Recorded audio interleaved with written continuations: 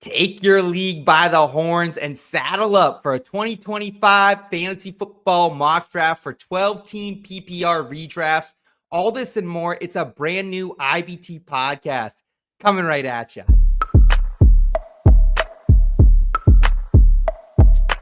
I've been going dummy, out of bounds, putting on a clinic.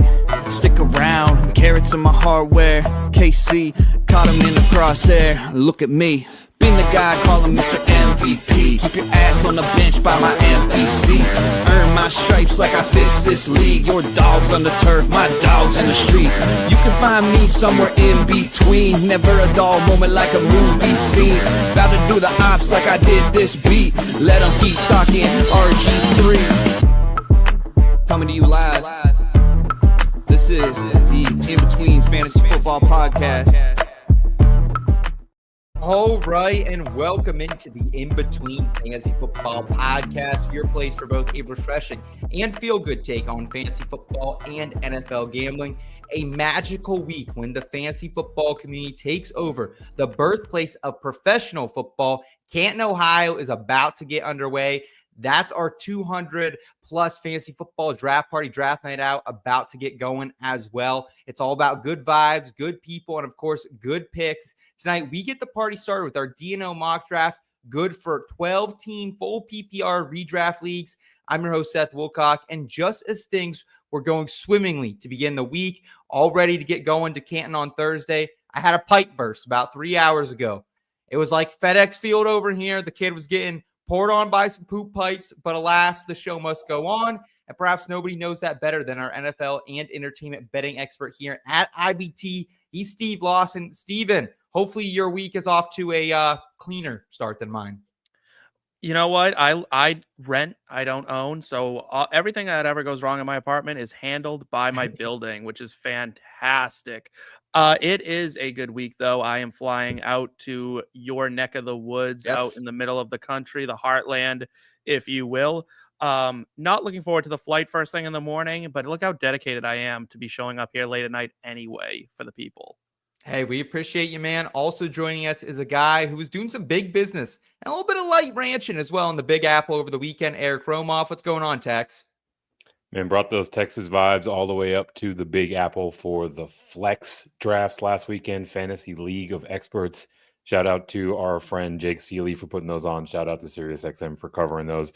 That is the official kickoff of draft season for me. That was the turning point where I went from best ball drafts over the course of the offseason and summer to actually drafting legit redraft teams. And now we're full steam ahead, right? There's going to be dozens and dozens of teams firing off at DNO here in just a few short days. This is like Christmas night. This is the most exciting part of the offseason for me.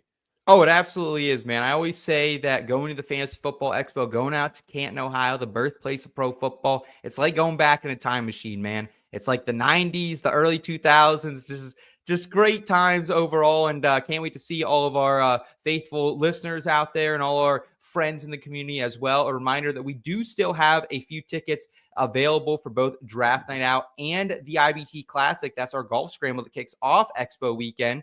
Use the code #Weekender. When you register for both, you're going to receive a 10% discount at inbetweenmedia.com. You can go to our live events page and navigate it from there. So really looking forward to that. Not many spots left. A lot of the good leagues are taken up. I had a lot of people reach out, hey, can I get in the Superflex? Can I get in the Dynasty? Hey, we've been selling tickets for about 10 months now. So if you didn't get the league you wanted, I apologize. But hey, that's just drafting out football there, baby. On the sticks tonight for us is a man who I believe was on the course today, locking in for the IBT Classic. He's a Yinzer. He is a Ginger. And he's also a former IUP Crimson Hawk, baby. He's Kyle Scott. Jim, how are the links out there in the Berg today if you did make it out? And are you ready to cross some state lines this weekend, man? Oh, I did make it out today, Seth. I shot a nice 18 holes with the boys. Elliot was there, friend of the show.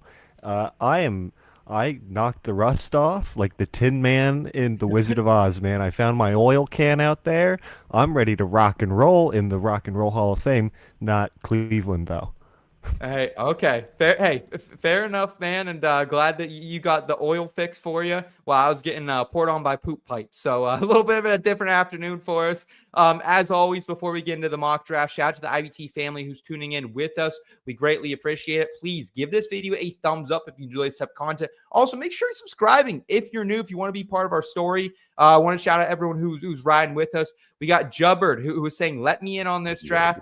I think we filled up. I sent it out to our DNO leagues. Another perk of being in DNO, you get to do, fun things like this, interact on the program with us. And so Jumper, I do apologize, but I think we are filled up. But we're always doing mock drafts right here on IBT. So make sure you're hanging out with us. Subscribe so you don't miss an episode. We got Ben. Ben's our faithful, one of our great IBT staff members. And he's going to be hanging out with us tonight as well. Great to see you, Ben. And JC is also in the house. What's up, JC? Great to see you tonight, man. Hope you're having a great one. And guys, before we get going, some more exciting news for IBT and what we have going on here. A new partner, myTickets.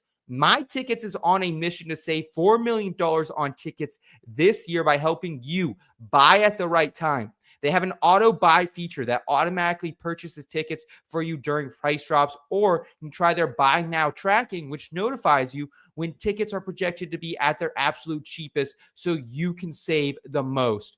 Whether you're trying to attend your favorite sporting event, concert, festival, or musical and play, myTickets has you covered. All you have to do, go to mytickets.com, use the promo code IBT to start saving up to 20% more on your next event. And we usually don't have a ton of sponsors that we push on you guys not because we don't have access to them, because I really always want to make sure that whatever we're pushing towards you guys is a product that we use. And myTickets, Eric, you were the one who put them on to me earlier this year, man. And it's just really cool how you can track and actually project when the tickets are getting cheaper. I know you're going to events constantly. I mean, you were up in the Big Apple. So your thoughts here on myTickets and the projection tool, the buy now tracking, and the auto buy feature, kind of gamifying fantasy footballing almost the ticket buying process. This product and this tool is tailor-made for me. You mentioned I'm usually out here jet setting, right? Saddling up the horse and riding off into the sunset and seeing what adventures I can find. So love finding myself at live events. It's one of my favorite parts of the spring and summer season. And obviously football kicks off in the fall, and we're in those stadiums left and right. But the fact that this is gamified, that I can scratch my DGen itch a little bit and try to get out there and get some closing line value on my event tickets is exactly the type of user experience I'm looking for. So go check it out. We're stoked to be partnered with them. We're stoked that we're going to have a little bit of an offer there for the IBT faithful if you use that promo code IBT. So myTickets is going to be a favorite partner of mine. We're going to be talking about them for a while. Yeah, I'm excited to have them on mytickets.com. And if you are drafting in DNO, we actually sent out an email yesterday, which gave you like a full list of different promotions that we're offering. myTickets was on there. So if you create an account, you get a free giveaway ticket, enter into all these giveaway jerseys we got going on. We got a Drake London signed, framed, autographed jersey. We got Tyreek Hill, Garrett Wilson, James Cook. So many giveaways going out. It's hard to keep track of them all. Looks like some bad news, though, from our guy, FF Scientist, saying, hey, Seth, give my DNO Charles Woodson spot away to a listener. Something came up at work, and I can't make the expo. No. Tragic. Man, I mean, Steve, is there anything worse than draft night out blue balls, man? But and for work of all reasons. Oh, I know. You know what? There's one thing worse. It's when you get guilted into going to the expo at all, because it's like, oh, we're all gonna be there, dude. We're all gonna be there, and then you book your flight, you get all ready, you're ready to go first thing in the morning, and someone who guilted you just pulls right out. Yeah, hey, I wasn't even gonna bring it up. I was giving the benefit of the doubt for little Gus's karate tournament, but yeah, that is the worst. You are right. I do agree with you. Hire me, Adult Swim, saying I'll mock draft with you guys. I think we're already full. You might be in there already, Adult Swim, but either way, appreciate you hanging out with us. And JC also saying, I subscribe to this account for the NASCAR stuff. This is a happy surprise. Yeah, man, we're here live Tuesday, 9:30 p.m. Eastern time. Of course, we always have the back road going off on Thursdays. We have Steve's entertainment betting show as well. And, of course, the 19th hole. So whether you're into golf, entertainment, or NASCAR or fantasy football, we got you here right there. Poker Gut saying it's hire me switch to my laptop. Y'all doing open join for the mock draft?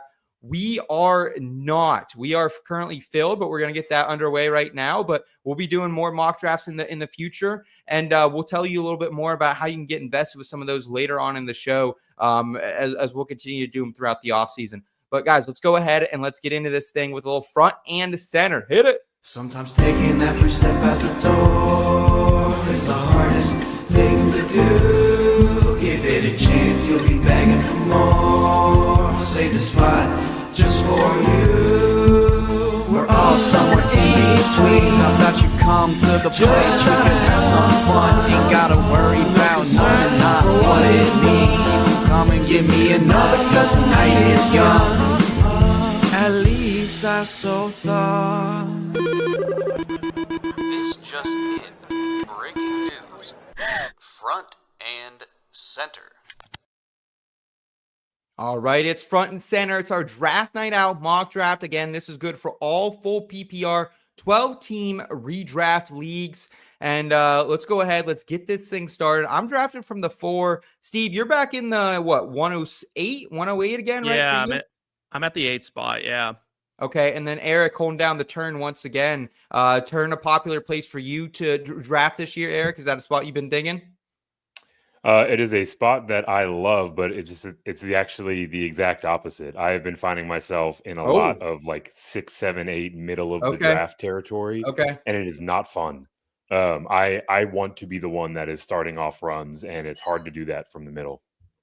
I completely agree with you. I completely agree. It can be difficult. I've enjoyed the 12 spot though, just because I feel like sometimes you can get yourself a good running back and receiver combo there. So I have enjoyed that. We're getting underway here.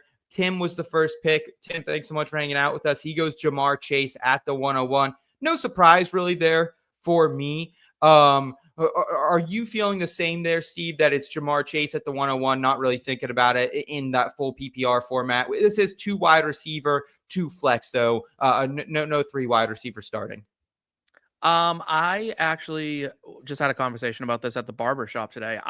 If I was in the 1 or 2 spot, I would automatically go running back, and then probably double up on wide receiver at the turn on the 2-3.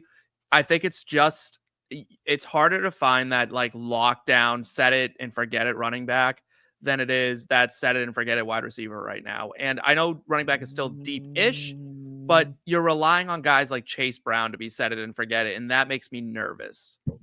Yeah, no, that makes me feel very happy. I love to go to the place where I'm relying on Chase Brown.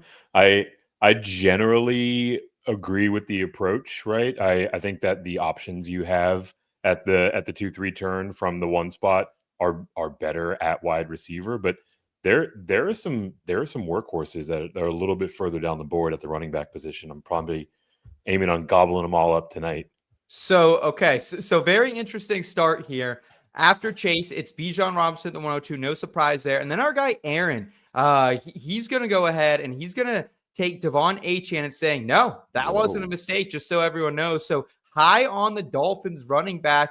Very ballsy pick. That's a throw your nutsack on the table type of move from Aaron. But Devon Achane is a top 15 player for me, so I can't say it's a bad pick by any means. Go get your guy. And Udo in the chat, my good buddy Udo, one of my best friends, saying prediction Genty goes at the 104. I haven't taken Ashton Genty, guys, at just about every draft I've been in. I'm considering doing it in my home league at the 104, but Justin Jefferson fell to me. I want to see how it feels to go maybe Justin Jefferson at the 104, and then a guy like Chase Brown, as Eric mentioned, next as well. So going with Justin Jefferson there, Saquon Barkley, CeeDee Lamb, Jahmyr Gibbs off the board next.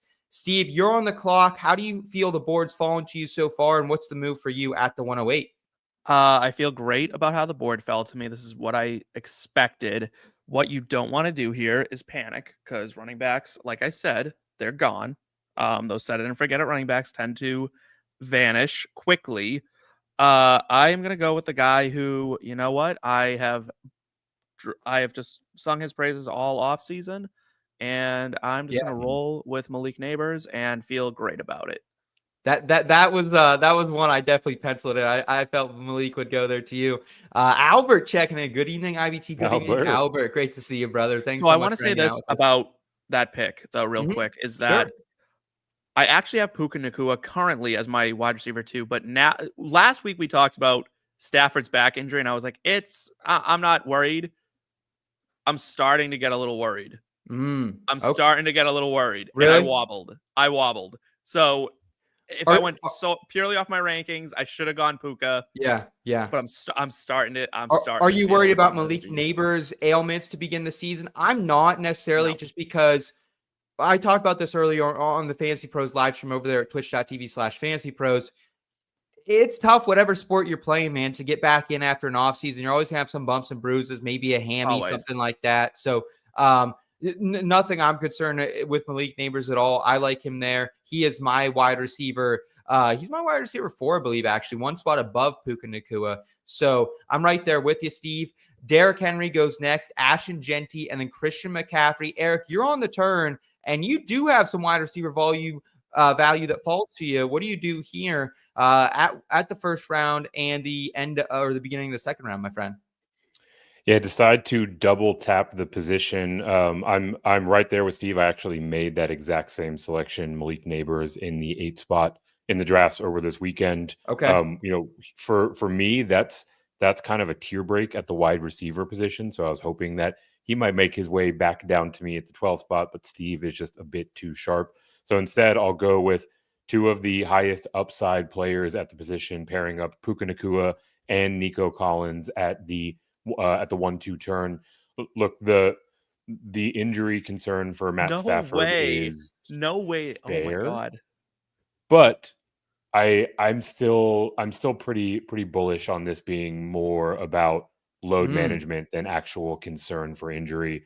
The bigger concern for Puka Nacua is Devontae Adams coming in, but I think that's a little bit more of a red zone threat than it is a true threat to his volume, and that's really where Puka Nacua shines. So a little bit more of a floor play with Puka, and then turning around with the absolute ceiling play of Nico Collins, a player that has the wide receiver 1 upside on his range of outcomes well represented this year. So happy to get a nice bit of balance by going wide receiver to lead it off.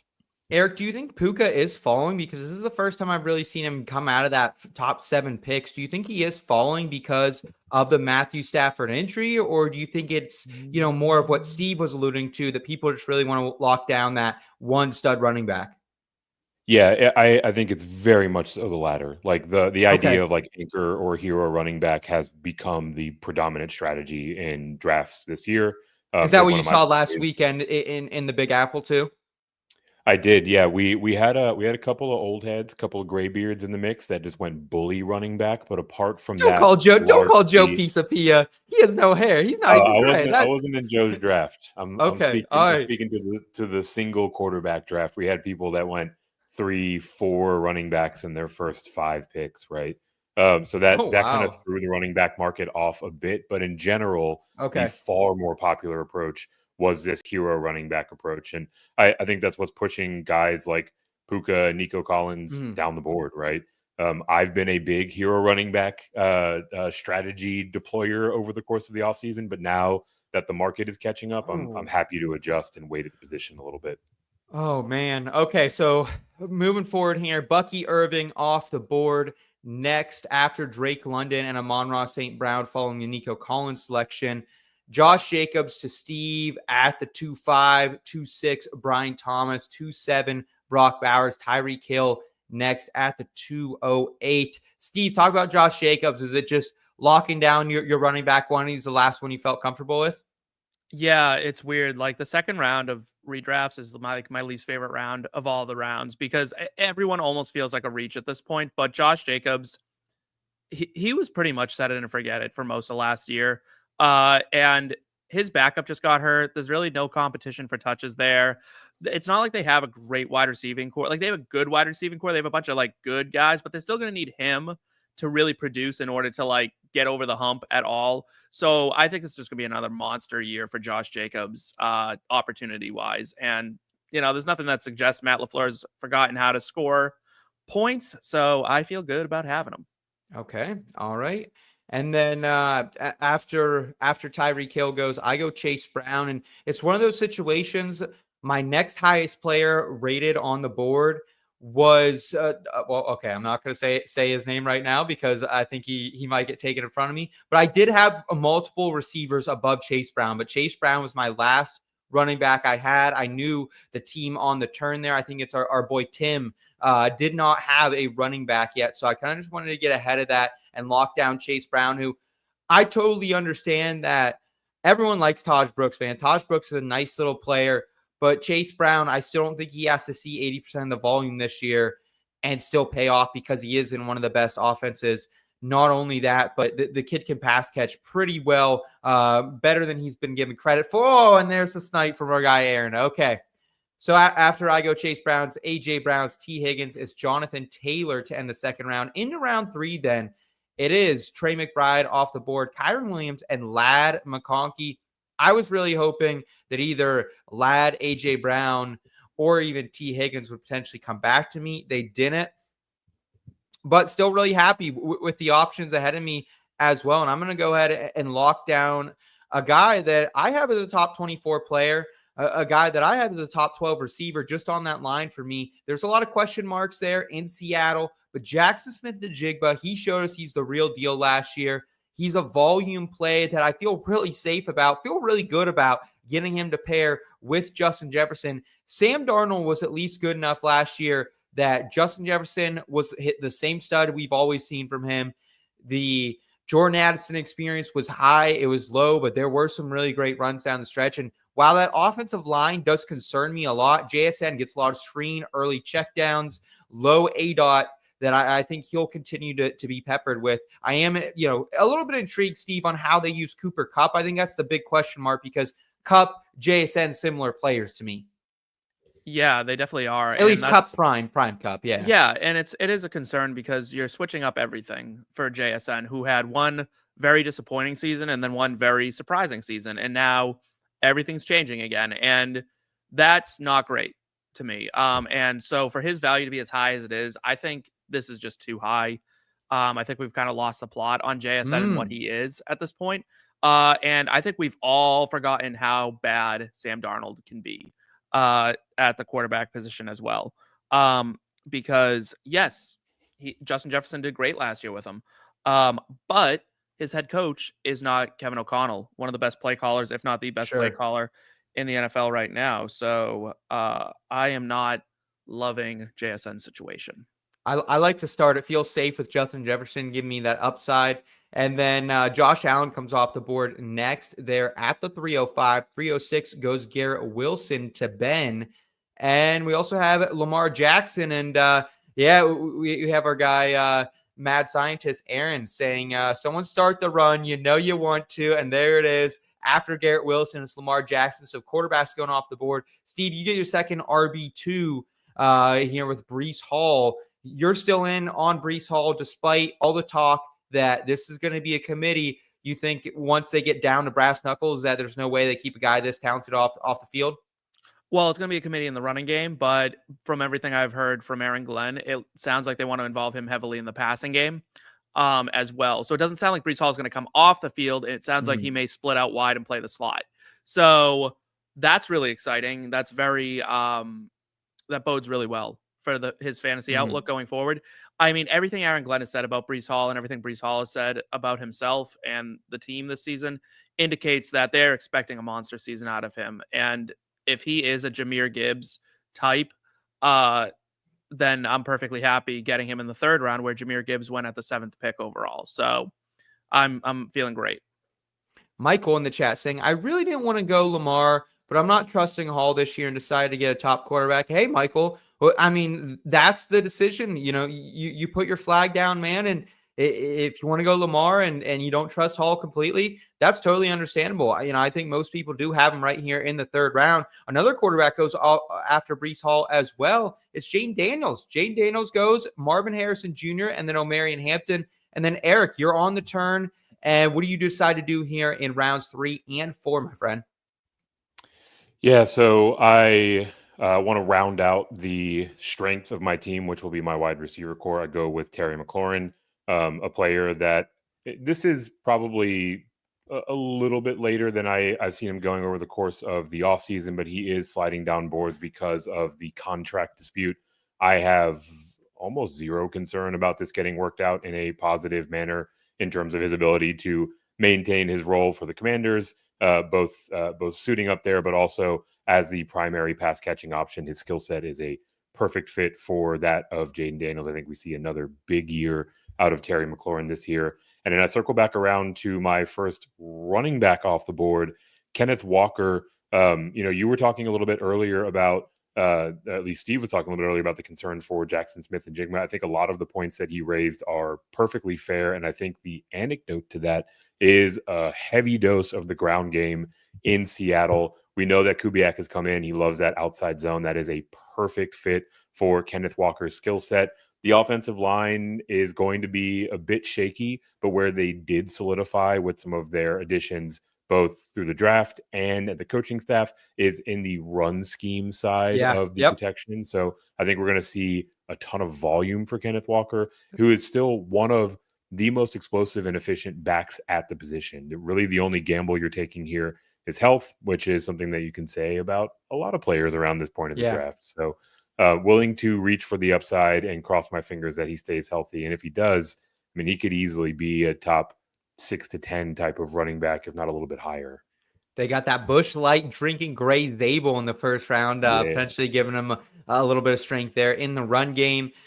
After Eric goes with Kenneth Walker, giving him Puka Nacua, Nico, McLaurin, and KW3. I really like that start. Not huge on the McLaurin pick, but like the rest of it. Mike Evans, Devontae Adams go off the board, Chuba Hubbard, and then Steve. Man, that was a tough one. I was hoping Alvin Kamara would fall down to me, but you take him there. What's the pick with Alvin Kamara? Is he inside your top 12 as well? That's right where I have him. And what's the strategy play with grabbing another running back instead of continuing to round out that receiving core? Yeah. So one thing I preach a lot on this show is don't come in with don't get so locked into an idea or a plan that you don't react to how the board falls to you. I do have Alvin Kamara as I think he's like number 11 or 10 right now in my running back rankings. So I'm perfectly happy taking him there. I think the whole offense is going to run through him.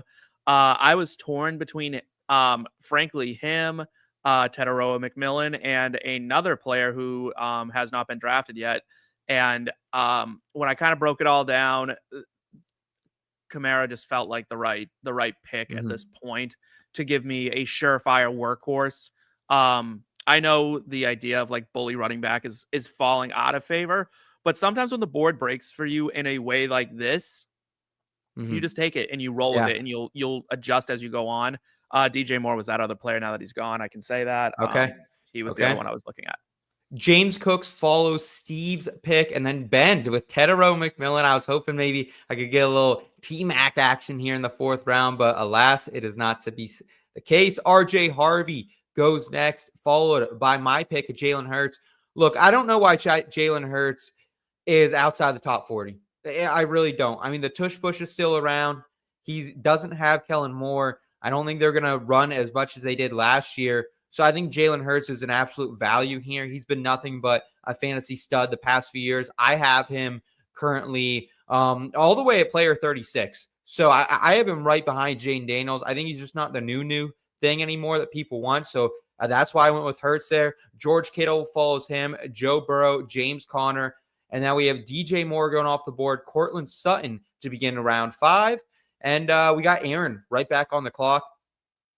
Really, for me, I'm looking at a few players here, guys, across a couple different situations. There's one receiver really sticking out to me right now that I think I probably will tap it if it does come to me. But if not, still a lot of good running backs on the board, and thinking that this could be potentially a heavy wide receiver round, just because we have a lot of people like Steve who went 3 running backs. Right behind him to who is that at the pick 109? What's the name there? It is Mitt. Am I reading that right? It's too small text for me.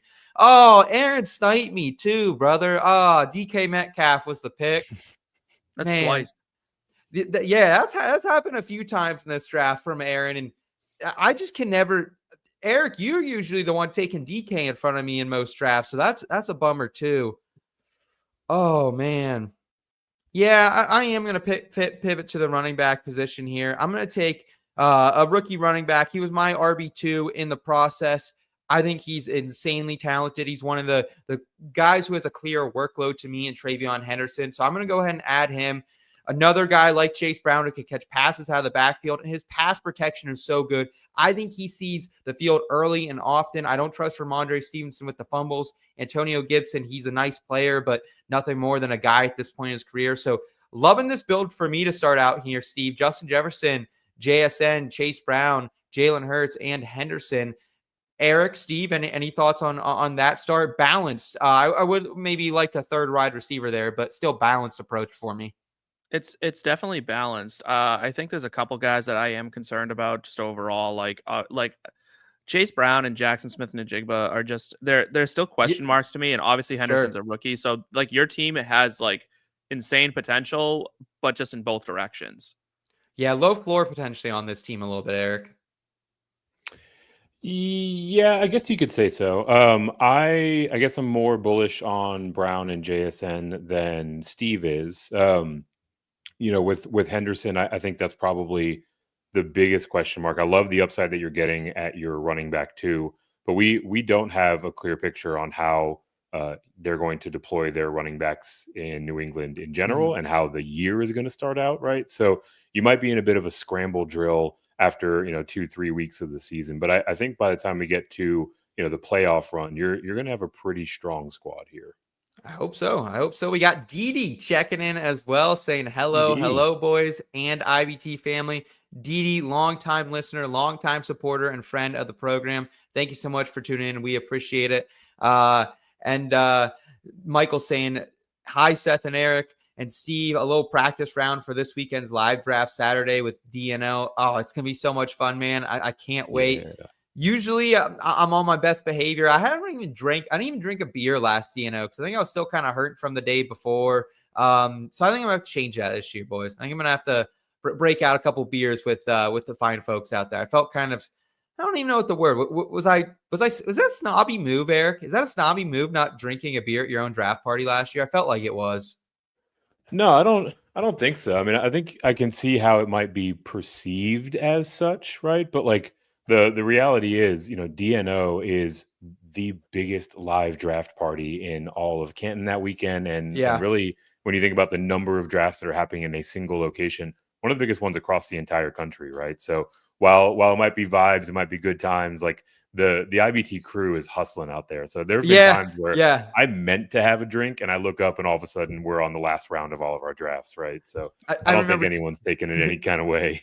The year before, too, the first year we did it, I ran about 8 Tito's and Sprites, and I was feeling pretty good. But later that night, I got the double Charlie horse when I was sleeping. So I think that taught me to be a little hydrated out there. Got to keep it moving.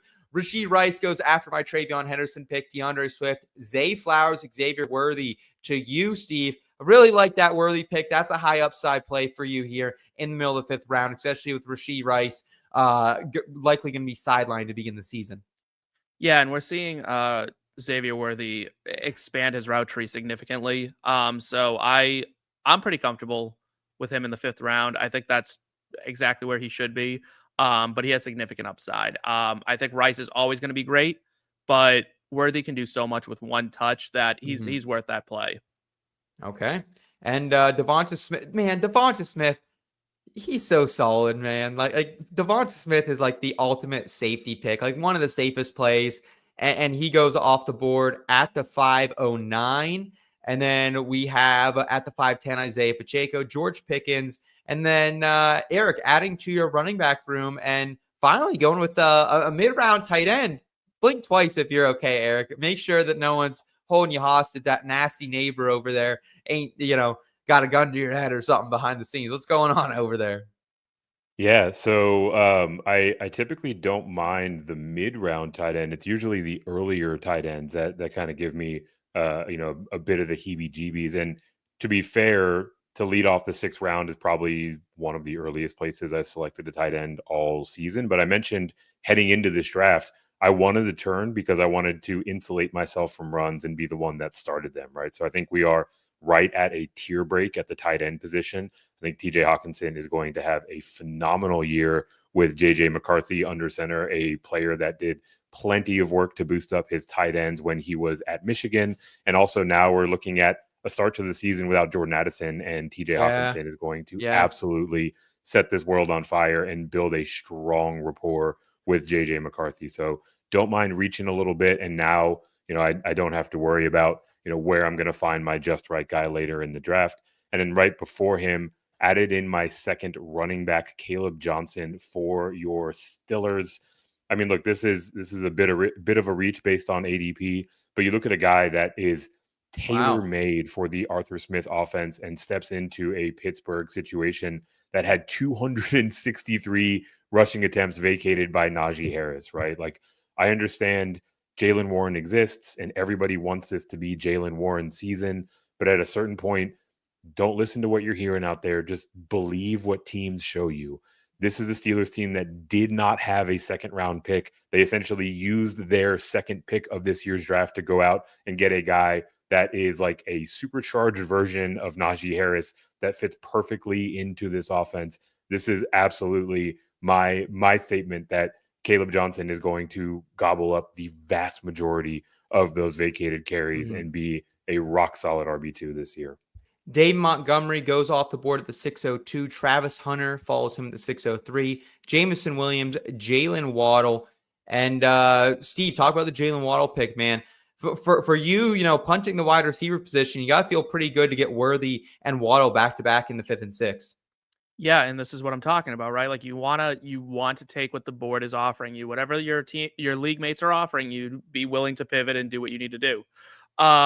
Yeah, Jalen Waddle has been the standout at Dolphins camp, according to every insider, every beat writer. That's been Jalen Waddle season there, and it looks like something's up with Tyreek Hill, and he just can't keep his mouth shut, and it just seems like he's rubbing people the wrong way. And Tua came out and was like, you said what you said, and right? And like when trust is lost in a locker room. Sorry. Sorry, I know your guy got taken. I mean, I don't know why you're wanted to invest so heavily in the Titans, but whatever.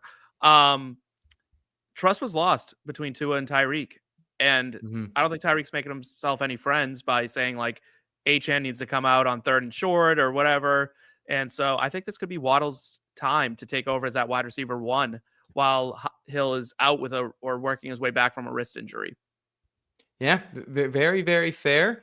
Sam Laporta goes next. Aaron Jones follows that. Travis Kelce then in the middle of the 6th round. Did someone start a tight end run from the 12 spot? You might have. Is it a run? Are we calling it a run? I don't know if it's quite long enough to be a run. So I go to three tight ends in the next 14 picks. It is the highest concentration of tight end picks in all of this draft. That's true.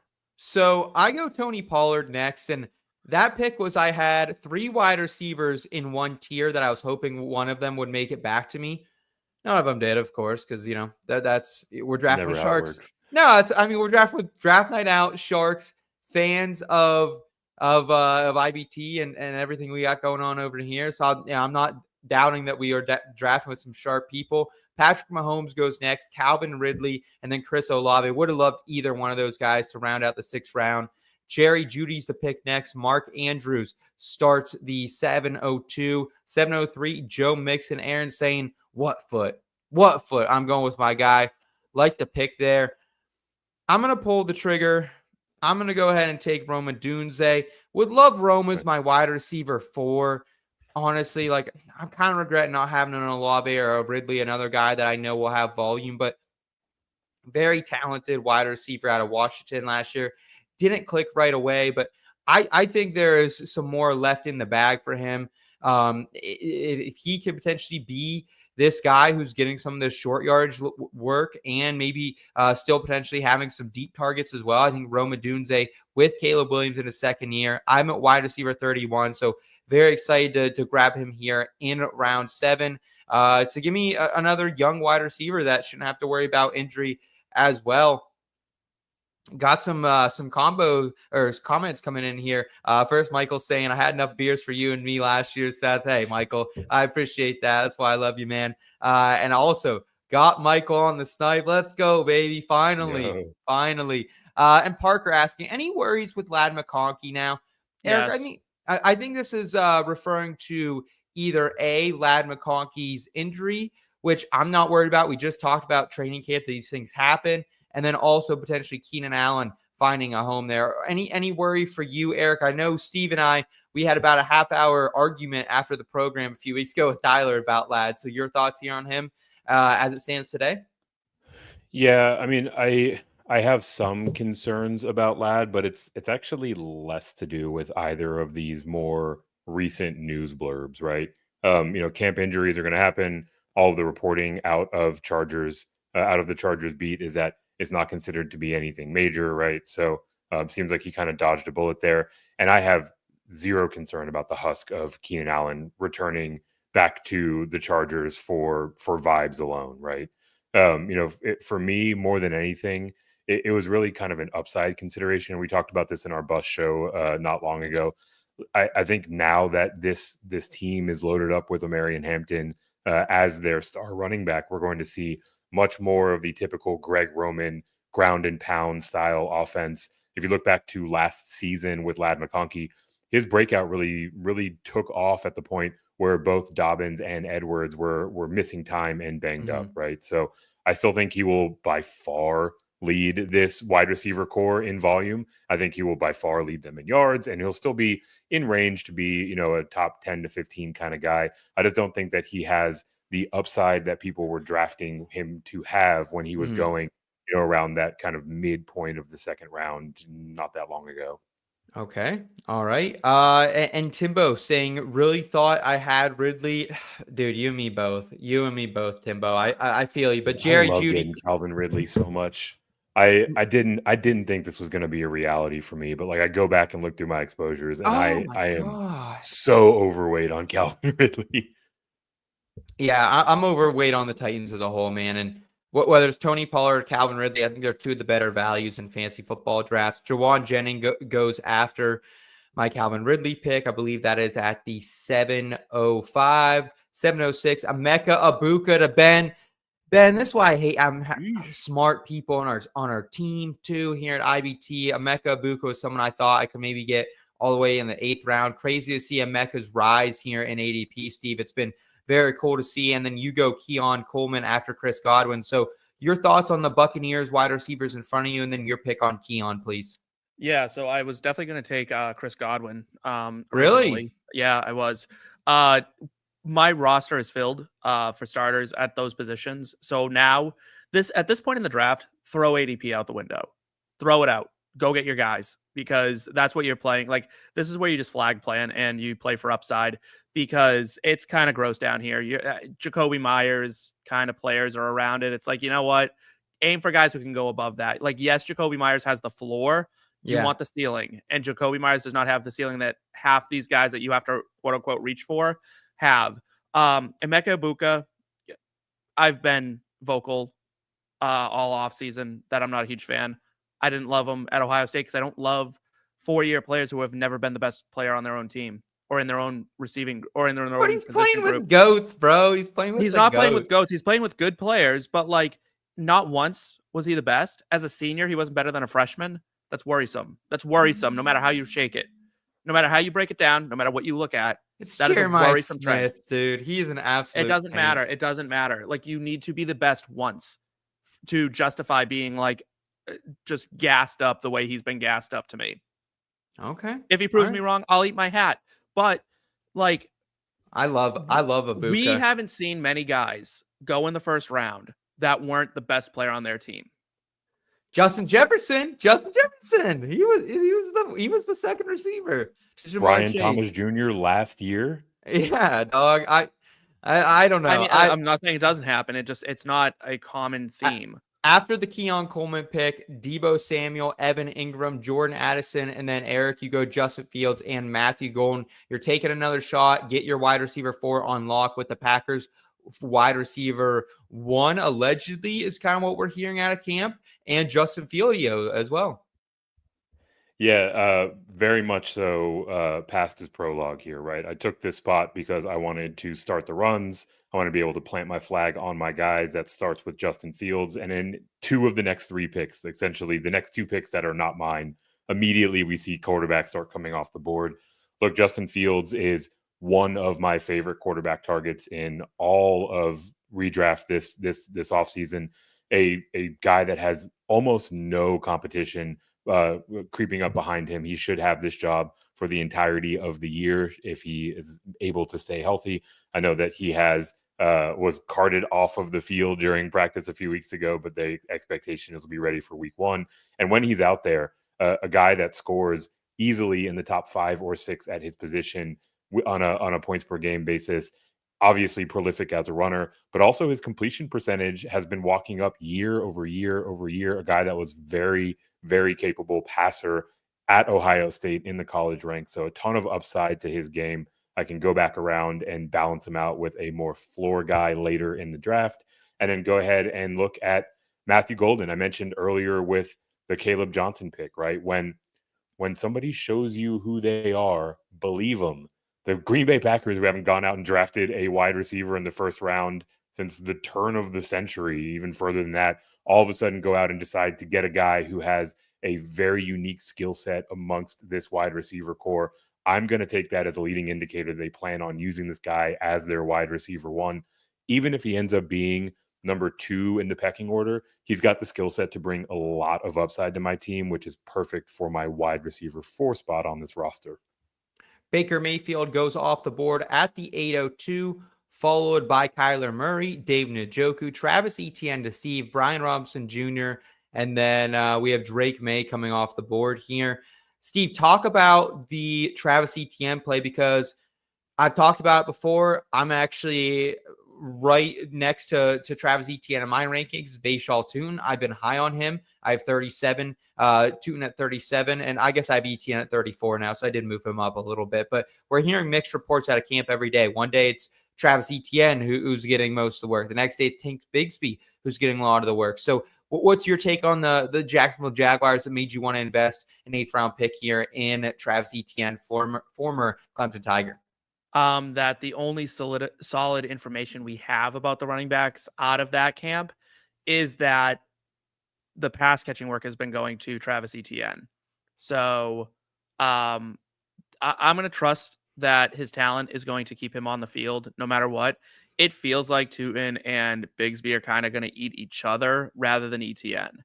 So I'm happy to kind of roll the dice. Again, at this point in the draft, it's a mess. And that's just what happens. And so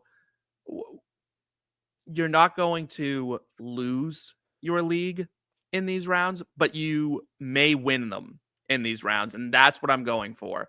That's what I'm aiming for. So I need to, I was hoping Drake May would fall later. I was actually hoping Justin Fields would fall to me in this round. He didn't. Yeah. So I had to pivot. Okay. All right. Brian Robinson Jr., Drake May off the board, as I alluded to, and then Stephon Diggs.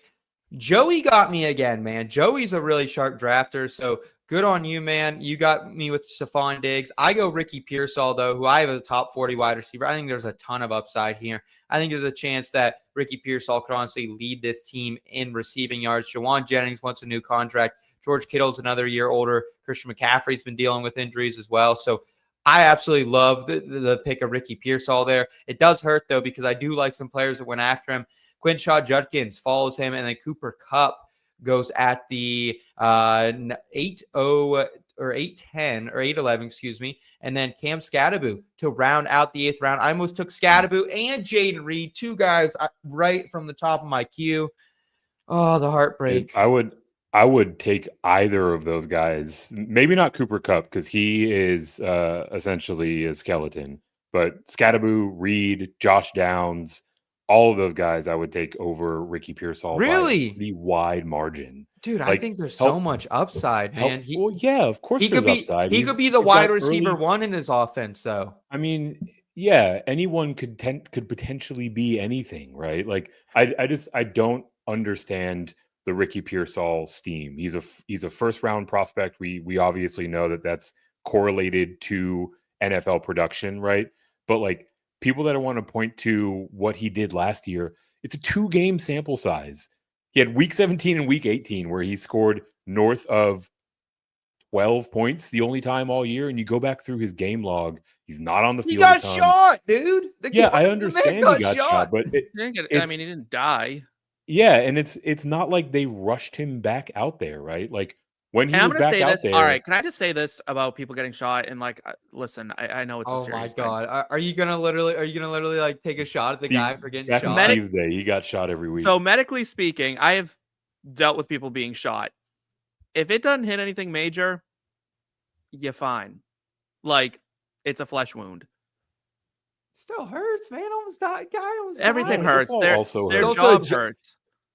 I just don't see anything stopping Ricky Pearsall, because when he broke out down the stretch, he Talent broke might out, stop man. him. He was having 140 yard games. Dude, he's a first round pick. Guy had a great career in the SEC. This is what I'm saying. We're basing all of this off a 2-game sample size. You know who had a better 2-game sample size at the wide receiver position last year? Rashid Shaheed.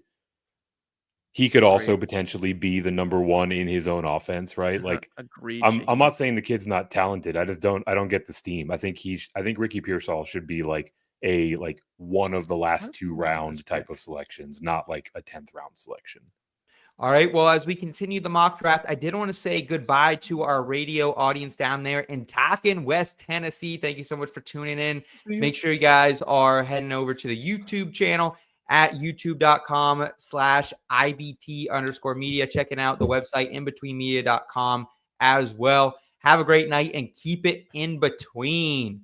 All right, we're rolling on here on the YouTube and audio version of the program. We got Joey just taking a sweet time, probably eating like some chicken wings or something that maybe he can't make us pick right now, because he's probably in bed. I mean, dude, Joey's been thugging it out with us. I gave him a couple redos here in case he didn't want the pick that the computer gave him, but we'll see what happens here. All right, well, I'm just going to manually set a player for him. Let's give him John. Rashid Shaheed. I was going to say, give him Jonnu Smith. I won't do that. Well, just because Steve talks so lowly of him, and it'll probably hurt Ben's feelings being out there in Vegas, I'm giving him Jacoby Myers. Sorry, Ben. Ben's the best player on the board. Yeah. What are you talking about here? Well, I wanted to give him Bo Nix when I let Auto do it the first time, and he already has a quarterback, so that wasn't realistic. So, Ben, I'm sorry, my brethren. And Ben also saying, if I'm the one taking Drake May for my QB, it's a dream. Dude, I feel you. If I don't, this is the only draft I've taken a quarterback early all year. And if I don't get an early quarterback, I take Drake May. So I'm glad I didn't wait for Drake May, because then I would have been sniped by you. And also Eric would have taken Justin Fields. So would not have loved that. Yeah, Ben said I was literally going to take Myers too. Michael saying, Seth, you're killing me in my queue. Hey, that's what we do over here at IBT, baby. We're sharps. Jacoby Myers, Jalen Warren, Tyrone Tracy. Steve, caught up to you here in round number 9. What do you add to your squad?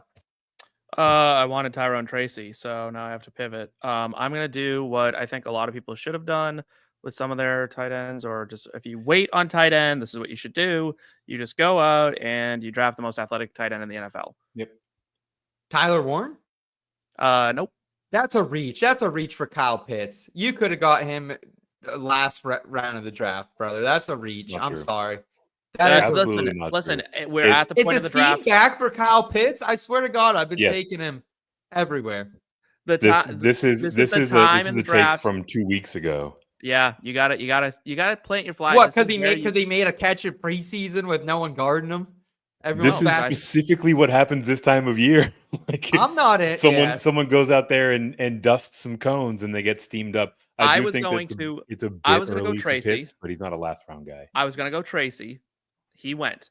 So one thing I would always caution our listeners about is, people do this all the time in drafts, is they're like, I'm going to go with blah, blah, blah. They go and get sniped and they panic. People panic and pick that position anyway, because they're like, I was going to go running back, so I'm going to go running back. Don't do that. Think of the next player that you think is going to help your squad. I don't have a starting tight end. I don't want to roll Colston Loveland out there as my starting tight end. Kyle Pitts is the only guy on the board who I am comfortable having as a starter, who has the upside to be top 5. So I will take that. this is a bench player I'm taking anyway. I was either taking a starting tight Sure. end or a bench player. I just can't. Give me Dallas Goedert. Give me Jake Ferguson. All guys who can at least. Tucker Kraft was on the board. Steve Tucker. Eric, We got that Mike. wasn't nice. We got Michael in That the was chat mean. saying I'm That was starting mean. Pitts in my dynasty league now where I have 6 tight ends. Oh, Michael, come on, man. And maybe the comment of the night here from our guy Aaron saying Kyle Pitts in this economy. That's so 2022 LMA Recession FAO. indicator. Hey, I am there. I am Loveland over. Yeah, I'll take Loveland over Pitts. So many people. Poker Gut saying that's why it's important to build a queue throughout your draft. Always have a plan A, B, C, D, and E. I appreciate it, Poker Guts. Great name, Also, by the way. that's a great profile picture too. Like that's pretty good. That's a good one.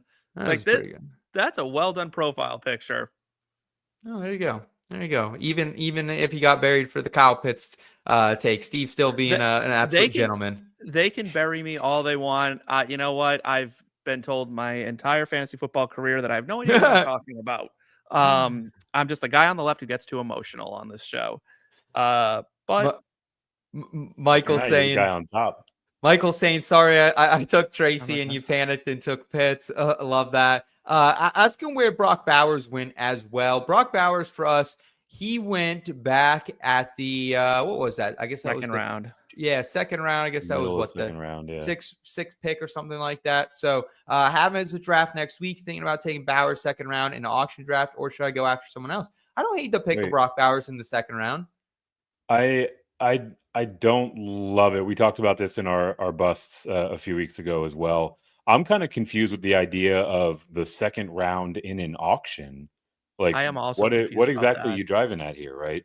I think in auctions in particular, you can actually get a pretty good value on Brock Bowers. Whereas in snake draft, like the way that the position unfolds, you kind of have to reach for him. But let us know in the chat. Is this an actual like proper auction, or is this some sort of weird hybrid format that I haven't heard of before? We also have after Kyle Pitts, Ramondre Stevenson, Javonte Williams, Jordan Mason, Jaden Blue, and Trey Benson. So 2 young running backs for you here, Eric, to try to build out that room a little bit. Yeah, this is the core of the strategy, right? You know, got my guy in Kenneth Walker, and I'm really going to go out and speculate with a bunch of upside guys. Jaden Blue, easily the most athletic and dynamic running back in that Cowboys room. Obviously, that isn't exactly a high bar, but it is the reality, and it stands to benefit him. And every single passing day, more and more work with the first team offense, more and more explosive and excited tape getting out there. This is exactly what we talked about on these airways last year, right? You can't take all of this as gospel, right? One breakaway run doesn't mean that this dude is going to be a fantasy viable player. But if there's a trend line that's establishing, you want to get into that and especially get exposure to some upside players. And then Trey Benson, I think, is of a similar ilk, very much so the more explosive runner in his backfield.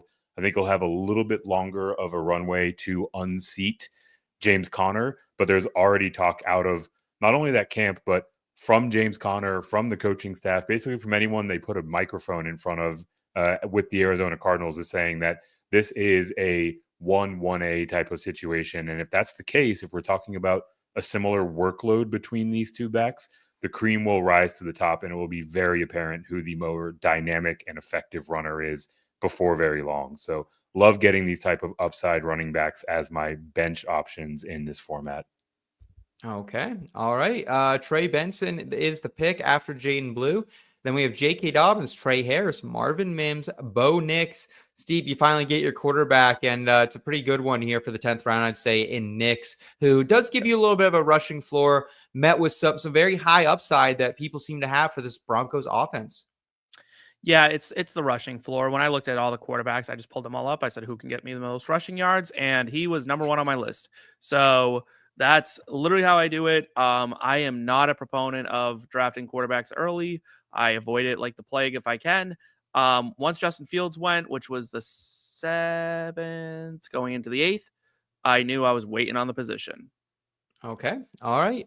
Then we have Khalil Shakir. I love the value of Shakir. I know he's being pushed down in drafts right now. But still, in the 10th round, it feels really good. Especially, I know he has the injury, but I'm okay with that. Again, something nagging to start camp, it'll be all right. Darnell Mooney, another guy banged up.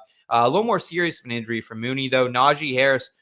What happened to Najee Harris? Because apparently this was like an eye. Apparently this was an eye injury, Steve, and he's like walking around practice. I have no idea. Like I've tried to figure it out. I've tried to guess, right? Just again, like bringing the medical experience I have into this. I have no idea what happened to Najee Harris. Like this is the tightest guarded secret. Like this is like national security level tight. Like what they're running. Like he's wearing the sunglasses. No one can see what his eye looks like. Like we don't know if he has it or not. Like there's like this speculation running wild that he's missing an eye.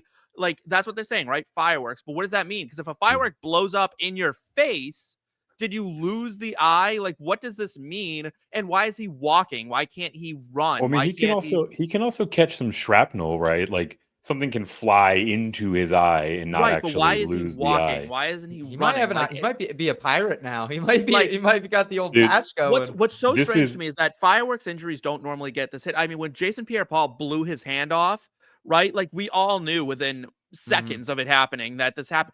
We just got this vague idea that he had an eye injury. They weren't sure what was going on. He should be fine. It's been weeks and we've gotten zero updates other than he's walked the track. Yep. Jane Higgins is the pick for me. I'm going with a high upside rookie wide receiver. Like the 10th round's the perfect place for a guy like Jane Higgins, already listed as a starter in Texans camp right now as well on their first official depth chart that came out earlier this week. So I love that. Rashid Shaheed next, Tyjae Spears, and Zach Charbonnet to end out the 10th round. Tank Bigsby starts it off here with our guy Tim at the 11-1. Nick Chubb falls, Isaac Garendo after, and then I go Bayshaw Tootin. Back-to-back rookies for me. These are the types of players I want. I've been saying on these airwaves, I think Tootin could be potential Bucky Irving like rookie season go-getter in this Liam Cohen offense. So I love getting him. And more rookies continue to fall off the board. Luther Burden goes to our guy Joey Michael Pittman Jr. to Ben. We have Fantasy Meatball going with Tucker Kraft. I love that value on Tucker Kraft. And then Brandon Ayuk follows him in the 11th round to you, Steve. What's the appeal for Ayuk? Is it just, hey, let's wait it out. Let's see what happens. And if this guy can get back, because I'm usually not one to take a guy with someone coming off an ACL in year one, except Breece Hall, just because he was such a value a few years back. Well, this would be a value at the 11th round. And also I love when I can take a guy and just stash him and then add another player and just see what I got.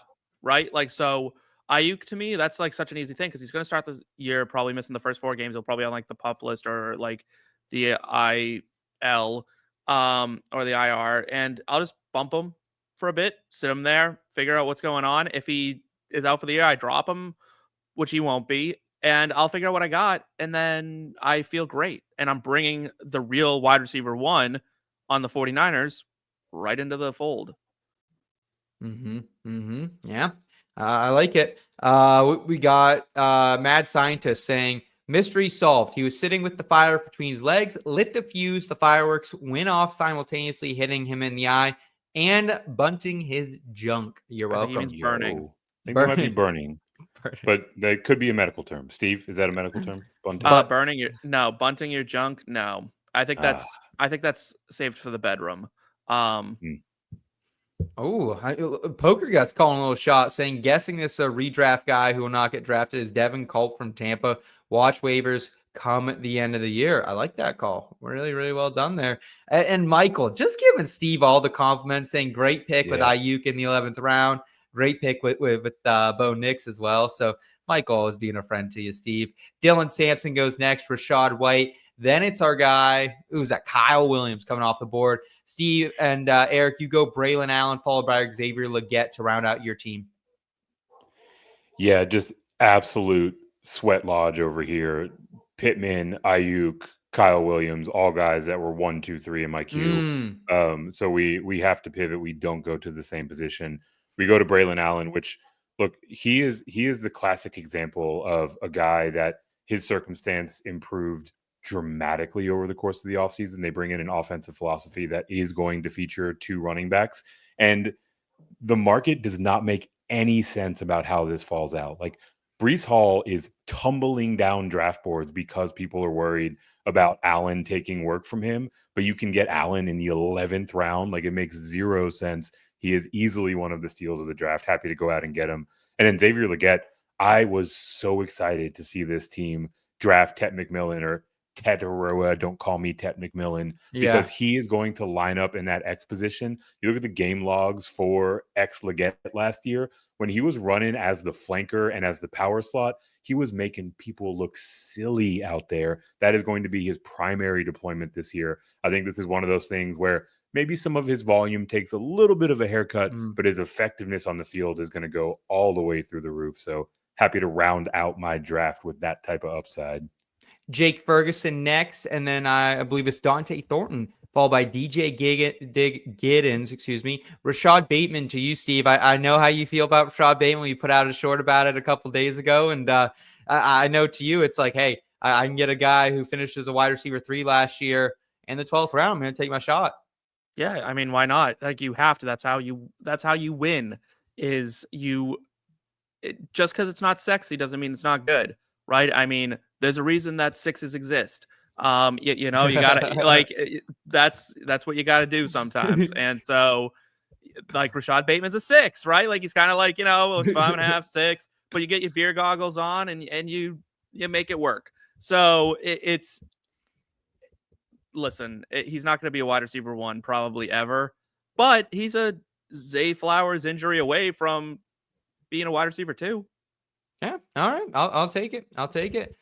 Jordan Love comes off the board next, and then Cedric Tillman. Oh, that's who I was going to take. Cedric Tillman and Colston Loveland come off the board next. So, man, tough round. I had a lot of great cues in the system. Oh, man. I mean, is Austin Eckler? No, I can't do Austin Eckler. I think I'm too high on Austin Eckler in my rankings. Bro's already losing his job. Like, he's already like dead in the water.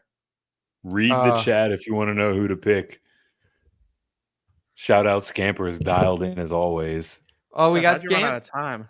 We got Scampers in the chat. What is Scamper saying? Saying Ray Davis very high, handcuff on my list above so many of these backups taken. Scampers, great to see you as always. But Seth instead goes with dark chocolate. Jack Besh. Yeah, I go Jack Besh here. Oh no! I'm sorry. I thought you went to Mario Douglas. Okay. I mean, did you guys hear that comment? I didn't say that out loud. Jack Besh. Jack Besh, dark chocolate. Did you guys hear Pop Douglas's thing though? Because he's like talking. So they talked about the slot role, and it actually made me steam him up in drafts. And he's like, honestly, we've seen a lot of white guys thrive in the slot out here in New England, but it's time for them to get a taste of like dark chocolate. And I'm just like all in on it. Like, where I want to drop Tetaroa McMillan around because I hate when people don't let you call them by a nickname. I want to steam Pop Douglas like to the moon. Like, I want to just strap a rocket to him and like draft him in the 5th for that comment. I actually Demario's another guy that he's just gonna have solid floor. I feel similar with Jack Besh. I know the reports out of training camp haven't been great for Besh, and Thornton's kind of gotten on the love, but you only want Jack Besh because you like his story and he makes you feel all warm and fuzzy. I think he's the fourth target there behind Genty, Bowers, and the fourth target Myers. in an offense that's going to lead the league in running. Jacoby Myers also gets hurt a lot. Let's keep that in mind. Seth is such a softie. Like, don't let him fool you. He picked him exclusively because this man's brother died, and then he had like a good Senior Bowl game, and Seth just can't get past it. If looking for Seth on something, if you get shot, have a sibling die, he's watching the or pregame show with all the hot top Seth stories. will steam you up his draft boards. Hey, I'll tell you what. I think you want to make another bet, Steve. Jack Besh, what would you give me? Top 65 receiver? Would you give me that line? 60, but yeah. I'll take 60. I'll take top 60. All right. I'll give you 60. Add to the board. Another bet. We'll go with that and the Ladd McConkey bet that we also have. Jack Besh, Demario Douglas, and Dalton We gotta write these Kincaid, down. followed by Dak Prescott to round us out. Wow. Okay. What a draft. First of all, I want to thank everyone for hanging out with us, drafting alongside us. Poker saying, come on, give me an Isaac Tesla last pick. Look, we're degens here in this draft lobby, I think. We've been picking the likes of Jack Besh and Pop Douglas, Dark Chocolate as he goes by, I would apparently. absolutely take Tesla over Jack Besh. Oh, come on. Have some respect for Jack freaking Besh, man. A lot of love for Ray Davis in the chat as well with James Cook Holden. To totally understand that. Timbo saying, got a top 10 quarterback when he plays 16 games in a season. Yeah, that's the upside Dak Prescott has for sure. Still a ton of quarterbacks on the board. Like, is Brock Purdy even gone? Brock Purdy's not even gone. Like, that's kind of where we are right now. Mad There really Scientist- only should be 12 gone. Like, no one took a backup. Oh, one person did. Mad Scientist, did we just become Besh friends? I think we did. Jack Besh. I appreciate that one. Michael saying, I love me some Kyle Williams right now as well. So, guys, really, really interesting draft board as we talked about. Let's each run through our teams. I'll go first, drafting from the 104. I had Justin Jefferson start me out, followed by Chase Brown. Jackson Smith-Njigba in the third. Got my quarterback, Jalen Hurts, in the fourth. Double tapped running back coming back in the fifth and the sixth. Travion Henderson, Tony Pollard, Rome Odunze, Ricky Pearsall. I had to go with my guy, Tyler Warren. Hashtag we are, baby. And then I, of course, go with some more wide receiver help in Jane Higgins, Jack Besh, and Bayshall Toon. 3 rookies to round me out. Guys, I like this team. I think I'd rather have potentially had DK Metcalf. Honestly, I wish I didn't get sniped with him, or maybe even reach for someone like a Zay Flowers and then still had Tony Pollard. I think maybe Pollard and Henderson was a little bit overkill, but I at least feel safe if I need to sit Henderson to start the season. But I definitely think I have some question marks a little bit at wide receiver 3 and 4. I have to hope that either Rome or Ricky can be that second flex starting out the season, or heck, maybe Jane Higgins. So I still honestly like this team. Pretty on brand for me, despite not going Ashton Genty in the first round today. Steve, your thoughts on your team, and please run through your picks as well for the great people. All right, so my picks were Malik Neighbors, Josh Jacobs, Breece Hall, Alvin Kamara, Xavier Worthy, Jaden Waddle, Keon Coleman, Travis Etienne, Kyle Pitts, Bo Nix, Brandon Ayuk, and Rashad Bateman. I love my team. I am very confident that this team will compete every single week, and I feel like I would be willing to start just about everybody on the team and feel confident in it, which is great. That's exactly what you want out of your team. I didn't go in with a set plan. I let the draft board kind of speak to me and show me where I should go, and I think that's always the best way. You got to be flexible. Okay, Steve, I really like the top of your build here. You got a lot of players that I'm very high on, like Neighbors, like Jacobs, like Kamara. I love Kamara in the 4th round there. Plus, coming back with Worthy and Waddle feel great. You kind of lost me. You reached on some of your guys like Coleman, like ETN wasn't a reach, but to me, I'm a Tootin guy. So that and Kyle Pitts and Mad Scientist in the chat saying, can we talk about the Pitts pick again? Like, was Robert Tonyan drafted already? That's pretty good. Eric, go ahead for your team and your analysis. Yeah, so I, like Steve, didn't come in with a set strategy, but I came in with the expectation that it was going to be another hero running back centric draft. And through 11 picks, it proved to be right. Only 5 receivers off the board by the time I was selecting at 12. So I decided to really hammer that position. Opened 1, 2, 3. My first 3-round picks: Puka Nacua, Nico Collins, and Terry McLaurin. That's right. My 3rd receiver was the wide receiver 7 in the NFL last year. So very, very happy with this core. Kenneth Walker is one of my favorite running backs to target. I'm usually getting him more as a running back 2. So because of that, decided to really hammer down on the running back position in the mid to later rounds. Love the volume that Caleb Johnson projects to pick up. Jaden Blue, Trey Benson, Braylon Allen, all guys that have upside to either earn a considerable share or maybe take over the respective position or lead position in their backfields this year. By waiting on running back, it allowed me to go a little bit higher at some of the onesie positions than I typically do. Got the last guy in the tier of tight end with TJ Hawkinson. Justin Fields, one of my favorite redraft targets, starting runs at both positions just like I anticipated. And it got some upside at the wide receiver core to round me out, with the wide receiver one in Green Bay, that being Matthew Golden, and Xavier Legette, who I think is going to be able to take full advantage of his flanker role this year in Carolina. Well, great job to you, Eric. Great job as well, Steve, and everyone who joined us in the live chat. You guys did awesome. Michael asking if we can give some thoughts on our team. We got to get to our heart out here, Michael, but let me tell you, the show goes on, baby. The show goes on. And for the first time, I'm introducing this to y'all. We're going to announce it at the Expo, but wanted to give the IBT family a first look as well at something new we have going on. If you don't want the show to end and you want more of us, you can check out the IBT football family. This is our community where we're going to continue to bring you guys content all throughout the week. With the IBT football family, you're not only going to get access to our exclusive Q&A Discord show that goes weeks 1 through 18. Ben and our guy Phil coming all the way from across the pond. They're going to be running that. You're also going to get in our Discord where you can chat with us and other analysts and viewers. You can also get entry into our memorabilia giveaways. And you get our full weekly NFL and college football betting cards for myself, Eric, and Steve. You're also going to get access into our touchdown contest, where we're going to be giving away a plaque from our friends over at the Dynasty